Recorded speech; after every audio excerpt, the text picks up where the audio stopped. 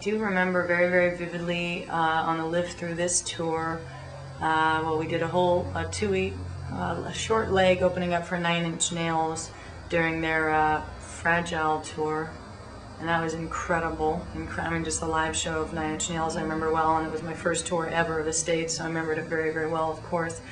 So that was amazing. But then once we were doing our own shows for Live Through This, I do remember a great show we played in Louisville, Kentucky, Amy, and for whatever reason it was right, I think, when we were like getting tight as a live band. It was maybe 6 months into touring, and I remember Courtney used to always say, like when we were like, you know, maybe playing a high pressure show or playing somewhere, you know, like New York or London or something, or playing a TV show, Courtney used to say, just pretend you're in Louisville, Kentucky, because we had such a good show there, and a lot of it was just feeling comfortable and not feeling pressure. So I remember a good Louisville, Kentucky show with the Pumpkins. I remember an incredible show in Portugal. I believe it was in Lisbon. Unbelievable. I think it was the biggest show we played on that whole European farewell tour. Outdoors, 3 hours. Most of them were 3 hours, those shows. Incredible.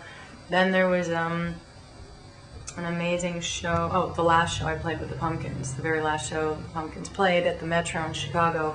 5 hours. Never played a concert that long either. That was incredible.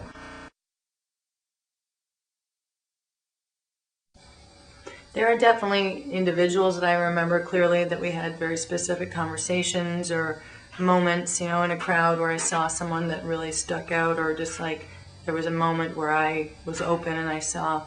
But yeah, of course I see it as all individuals, but often it's a mass of individuals. You know, but I can definitely, it's almost like the feeling of the mass, the crowds that were the Pumpkins, and the feeling of the crowds that were the watching whole are very different. So in fact, I remember a feeling more than specifics. And like the thing that I could tell the crowd was responding to in the bands, you know, it came from different places. So, hope that answers your question. But of course, there were some people I saw more often, like, you know, fans that come to the shows in New York all the time, or that I see at, you know, other shows in New York, or, you know, so yeah, they're individuals I've met a couple of times, so of course I would remember them over people that I never met or just saw in the audience. So of course, I've already said that the bass is the mother of all instruments, and I absolutely, hands down, think it's a feminine instrument. It's sensual, it's soft, it's subtle. It's, you know, not to say that men don't have those characteristics. So it's not a female instrument; it's a feminine instrument. And I think that men who play bass are pulling from the feminine side of themselves, the more nurturing, subtle, all those things, typical traits that a woman has, or that the feminine side of people have. So yes, it's a very, very, very sensual, feminine instrument.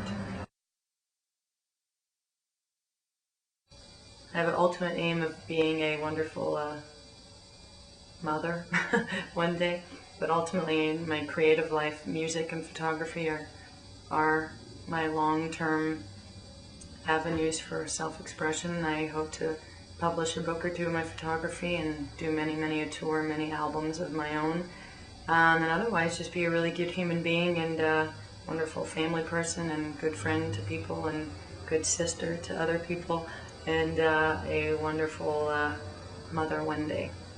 So that would be my ultimate aim.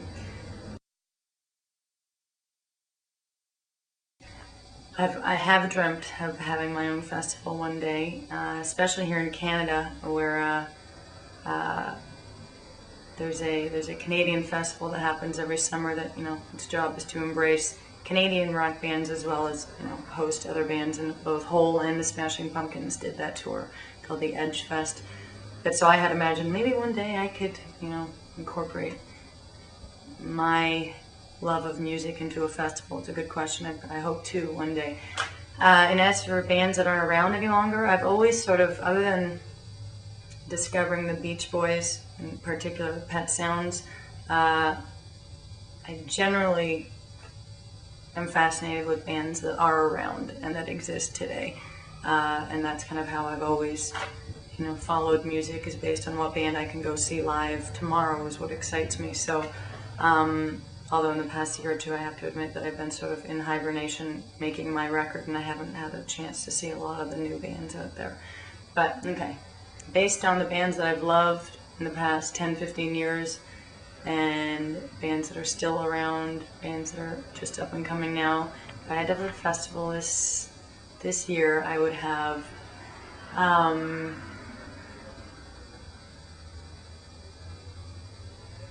have a wide range, I guess. I'd have everything from my friend Rufus Wainwright, who would be the amazing classical pianist slash show tune songwriter guy who, puts most musicians to shame because he is absolutely one of the most talented people I know, and I love him dearly like a brother. So Rufus Wainwright. And then I would try to get Fugazi on the bill. That would represent the hard-working independent band that they are. Very, very good live band too. Then I would have